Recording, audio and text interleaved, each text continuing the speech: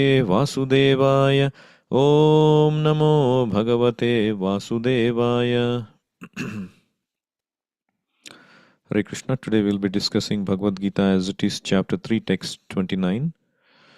Prakriter guna sammudha sajjante guna karmasu tan kritsna vido mandan kritsna vinna vichalayet. So Krishna, so far, he described these ignorant man in different words. He said avidwan, then agnani, then vimudhatma, and now he is saying these people are mandan. So Prabhupada also defines what is mandan later on. So what is this mandan? Tan akritsna vido mandan. Akritsna vidaha means those who have poor fund of knowledge. With means knowledge. Kritsna with means one who has full knowledge. Kritsna, not Krishna. Kritsna means complete knowledge. Kritsna with. So this akritsna with, those who have no knowledge, who are mandan, what do? Prakriter guna sammudhaha sajjante guna karmasu. They become bewildered. Sammudha means bewildered. Samyak mudha. So like vimudha, they become bewildered completely by prakriter guna, the modes of material nature, sattva guna, rajo guna, tamo guna, and they become sajjante guna karmasu. They become attached to the guna and karma in material activities. So they are akritsna vido mandan. But kritsnavin, on the other hand, those who are knowledgeable, what should they do? Should they shake them up? Na vichalayet. They should not disrupt or agitate. So Prabhupada very nicely writes, bewildered by the modes of material nature, the ignorant fully engage themselves in in material activities. The ignorant fully engage themselves in material activities and become attached. But the wise should not unsettle them, although these duties are inferior due to the performer's lack of knowledge. So you see, it's very similar to the 26th verse we discussed. Na buddhi bhedam janayet agnanam karma sanginam. The gnani or the devotee should not disrupt the minds of those who are ignorant. Similarly, Krishna is saying here, the knowledgeable devotee should not shake up or agitate those who are in ignorance, those who are in bewilderment. So Prabhupada writes very nicely that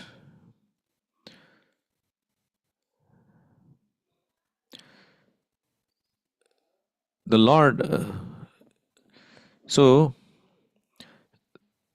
those who are enlightened in spiritual life should not try to agitate such materially engrossed persons. Better to prosecute one's own spiritual activities silently. See, this is the principle. Those who are enlightened in spiritual life should not try to agitate such materially engrossed persons. Better to prosecute one's own spiritual activities. So why, according to Krishna, we should not disturb them? Because those who are ignorant, they cannot appreciate the activities of Krishna consciousness. In fact, they might go down the opposite way if we force them. They may commit offenses to Krishna, blaspheme Krishna. That is why one of the offenses in chanting the holy name, there are 10 offenses we should avoid in chanting the holy name. One of the offenses, the 9th offense, is to instruct a faithless person about the glory of the holy name. Why? Because the faithless person can commit more offenses if he is ignorant, can blaspheme. That is why Krishna also later on says in 18th chapter, Idam te na tapaskaya na bhaktaya kadachana nacha susrushave vachyam nachamam yobhyasuyati. So one who is envious of me, one who is not eager to render service to me, accept me as the Supreme Lord, who is not austere, they should not be given this knowledge. That is the reason. So now, interestingly, Prabhupada mentions, yes, even though Krishna says it's better to prosecute our own activity silently, then we see that we are going and broadcasting and preaching to the masses and all that. Why we do that? So Prabhupada mentions the reason for that. He says, but the devotees of the Lord are more kind than the Lord because they understand the purpose of the Lord. Consequently, they undertake all kinds of risks, even to the point of approaching ignorant men to try to engage them in the acts of Krishna consciousness, which are absolutely necessary for the human being. So the devotees, they become more compassionate than the Lord. Of course, nobody can be more compassionate than the Lord, but the Lord, when he appeared as the devotee, Chaitanya Mahaprabhu, he showed more compassion than Lord Krishna. That is why he is called Mahavadanyaya. So he played the part of a devotee, showing more compassion than Krishna. Krishna is like a neutral judge, neutral father, who is acting as Upadrashta and Anumanta in this material world. Name dveshyosti na priyaha. There is nobody dear to me, nobody I am envious of. So he leaves the living entity to their own free will. But if someone is trying to sincerely understand about self realization, then the Lord sends that person to a self realized spiritual master. But until that time, until we use our free will and sincerely inquire, the Lord will not intervene in the independence of the living entity. But the devotee, following in the footsteps and order of Chaitanya Mahaprabhu, who is also Krishna, but who came as devotee of Krishna. So the devotees, they go out of comfort zone even up to the point of taking risk or agitating the other person. Of course, we should not agitate as much as possible. We should have good intention to tell the other person about the importance of devotional service, how they can dovetail their activities in devotional service tactfully without actually hitting hard and agitating their mood. Nevertheless, instances do happen. That is why it is taking a risk. I remember one time, coincidentally, today also happens to be Halloween.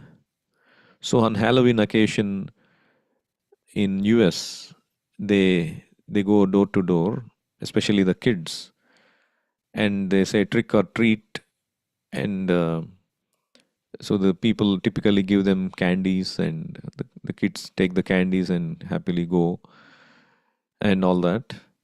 So on one Halloween time, we thought people will be in a very happy mood and we could go distribute books and invite them to temple and all that. So one time we went and we knocked one door. One gentleman came out.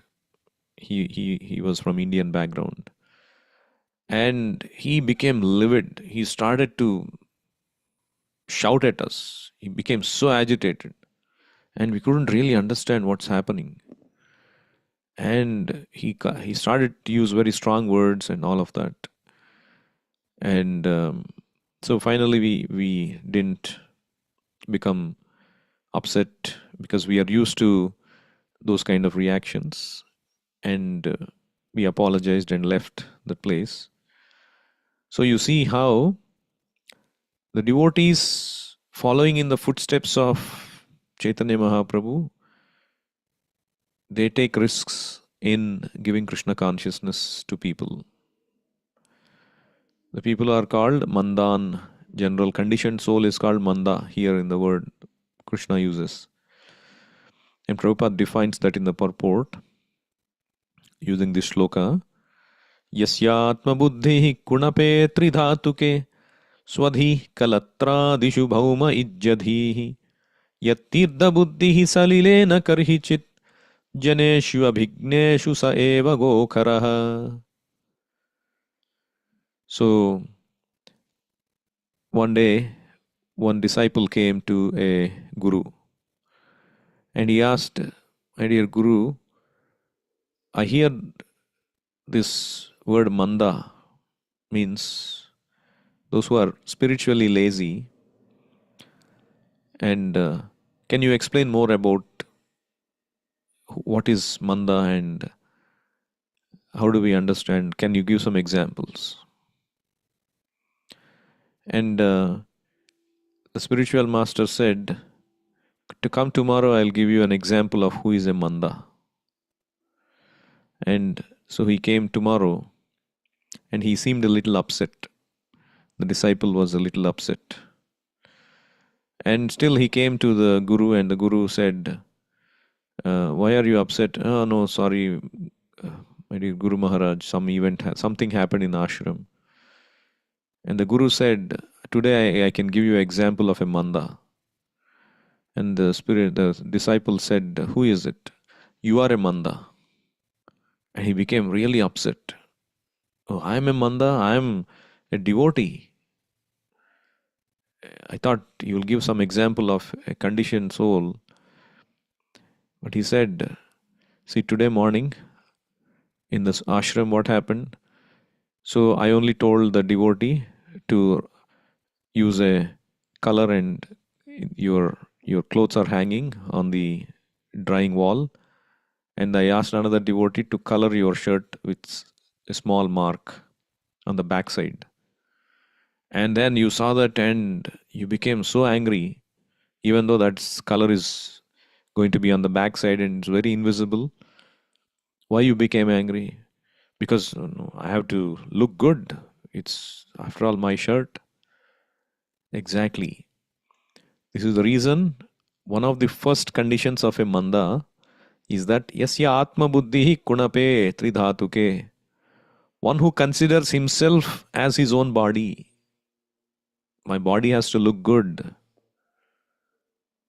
So one who thinks himself this body and only considers bodily happiness and acts on the bodily platform is a manda.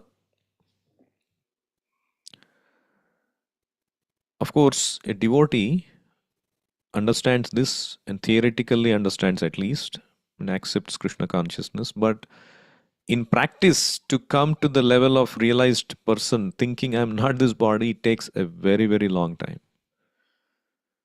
So we hear these classes and Prabhupada, every time he says we are not this body, we are the soul. But the moment we go in front of the mirror, we think we are this body, isn't it? So this layer of ignorance is very, very difficult. So only by powerful chanting of the holy name and constant engagement in devotional service can this be overcome.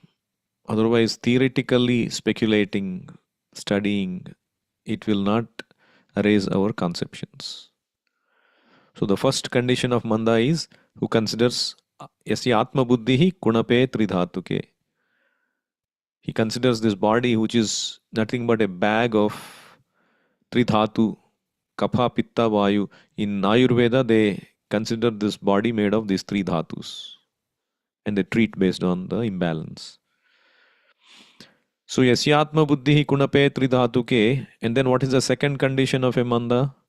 Swadhihi kalatradishu. He considers kalatra adi, the spouse, the wife or husband, and the extensions, the family members, as his own. He owns them. And that is also manda buddhi. And third condition is bhauma ijjadihi. One who considers the land in which he is born as worshipable. even if in the next birth he may be born in the neighboring country, maybe enemy country, and may fight your own country where you were born in the previous life. So that is why he is Manda. He considers the land where he is born as worshipable. Bhaumajyadhihi.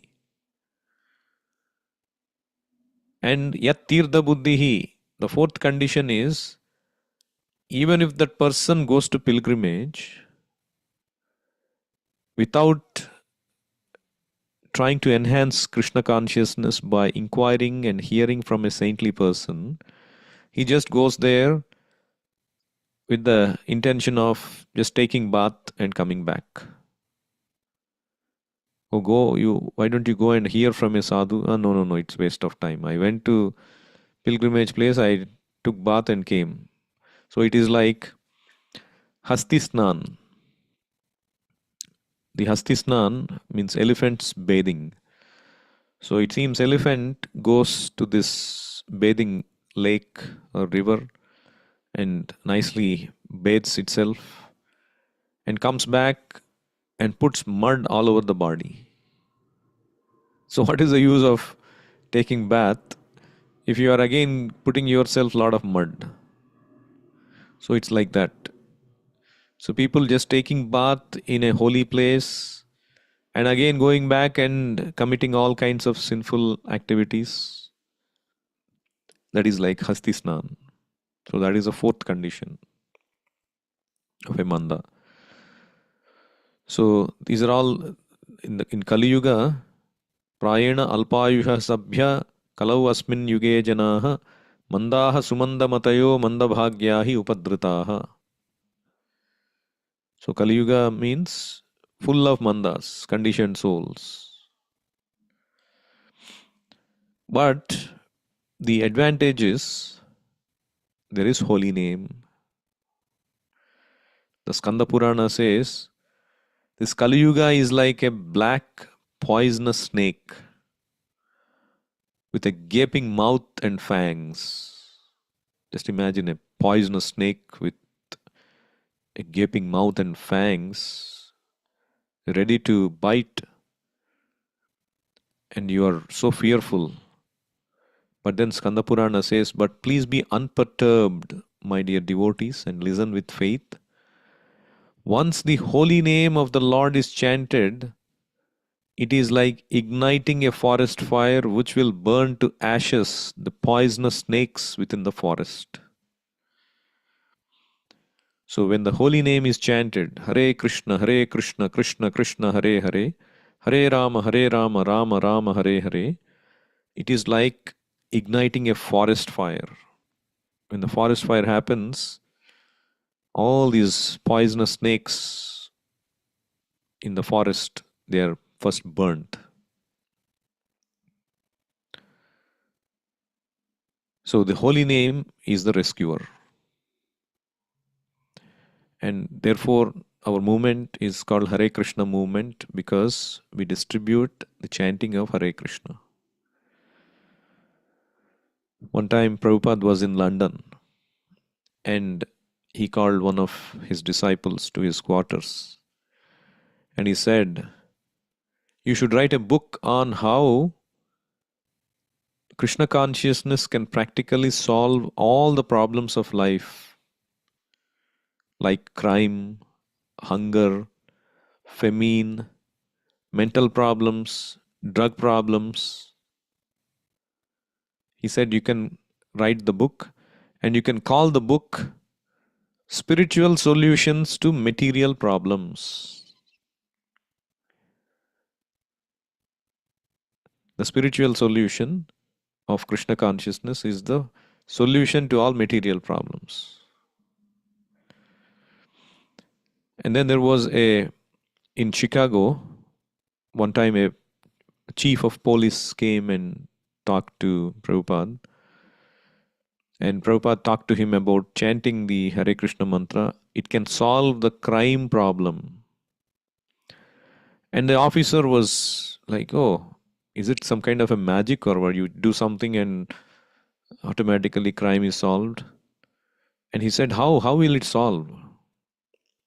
So Prabhupada said, when you chant the holy name, when Krishna enters you, you become so satisfied in your heart that you don't become greedy for things that you don't need. The main problem in this world is because of dissatisfaction in the heart. We are not happy with what we have. We are always hankering for something more. Always lusty, always greedy. Because we are not satisfied in the heart. And that satisfaction comes by satisfying the Lord, not by satisfying our senses. This is the crux of the problem. Everybody is trying to chase satisfying their own senses. But it is like trying to stop the fire by pouring more and more petrol, more and more ammunition. The fire will only go up. The fire cannot be stopped by supplying more and more fuel to it. The fire can be stopped only by Tranaya Karunya Ghana Ghanatvam, by the unlimited mercy of the Lord which comes in the form of rain through the cloud of the spiritual master. So Bhagavatam says the real satisfaction of the heart comes when Savai Pumsam Paro Dharmo Yato Bhaktir Adhok Chaje Ahaituki Apratihata Yayatma Suprasidati. Atma Suprasidati. Atma, when it can become Suprasidati, happy, when you engage in devotional service. Yato Bhaktir Adhokshaja, unto Adhokshaja, Krishna, you perform bhakti, that's when Atma Suprasidati. And that bhakti should not be with some material motive. Oh, I'm doing bhakti so that the Lord will give me this, the Lord will protect me from this, the Lord will make me happy like this. There should not be a material motive. It is ahaituki and apratihata. It should be done irrespective of the situation. Then we become happy, satisfied. So this is the reason why chanting of Hare Krishna or practice of Krishna consciousness can remove all the problems of the society, especially that of crime and other agitations. Like in Chaitanya Charitamrita, you see Krishnadas Kaviraj Goswami explains different qualities of a devotee, one who starts to chant Hare Krishna. One quality is that humble and does not quarrel with anyone. That quality manifests in a devotee. How wonderful quality, isn't it? And that was exhibited one time by Rupa Goswami. So there was one scholar, very puffed up scholar called Rup Narayan, and he was going around everywhere debating, literally quarreling with people, and he would defeat them, decimate them with his expert scholarship and debate capabilities. And they would write a defeat letter. Oh, I've been defeated by this Rup Narayan. And he would go to all places in India. The best of scholars he would defeat. And they would all give him the signature. I've been defeated. He's the topmost. And then he hears that, oh, there is Rupa Goswami who is number one in Vrindavan. And Rupa Goswami actually wrote 100,000 shlokas, verses, research from scriptures establishing the tenets of Krishna consciousness. So he goes to Rupa Goswami and he says, I want to debate with you. And Rupa Goswami, he didn't want to waste his valuable time arguing with a mundane scholar. Instead, he readily accepted defeat and signed that Vijay Patra.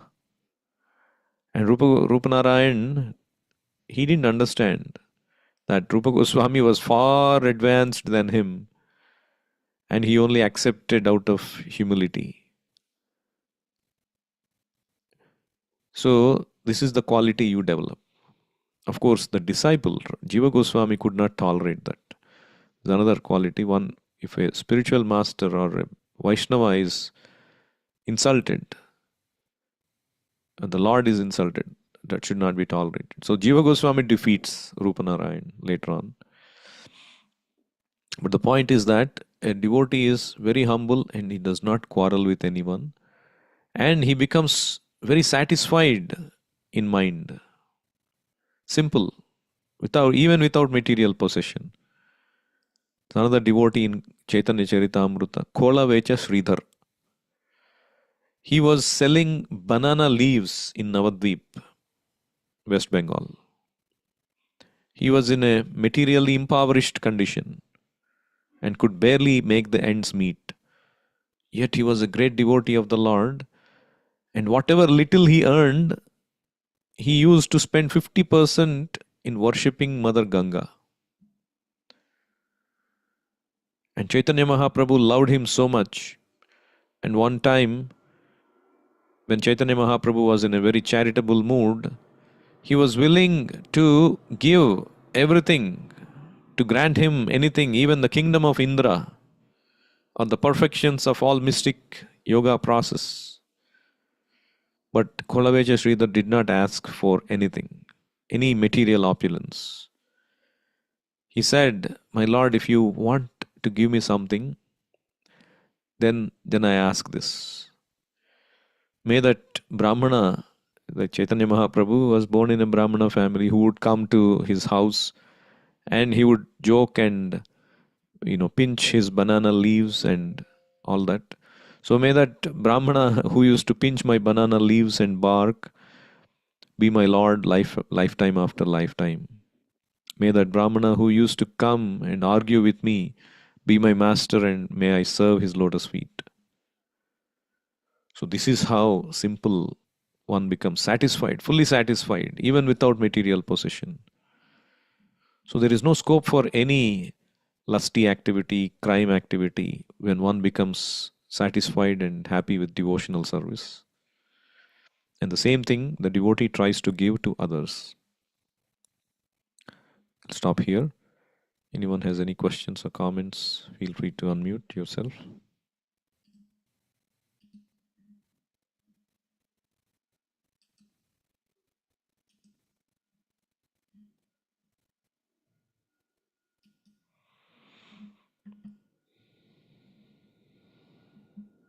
Bhagavad Gita as it is ki jai, Srila Prabhupada ki jai, Nitai Gaur Premanande, Hari Hari Bol, Hare Krishna.